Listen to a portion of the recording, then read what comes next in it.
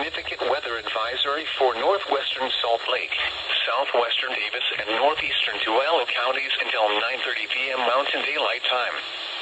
Peaking thunderstorms will produce wind gusts in excess of 50 miles per hour across northern Tualatin Valley, impacting I-80 from near Saltaire to the Grantsville exit. Locations impacted include Stansbury Park, Great Salt Lake south of the Causeway, Lake Point, and Erta.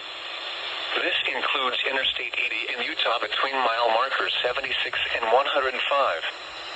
If threatening weather approaches, take shelter in a sturdy building.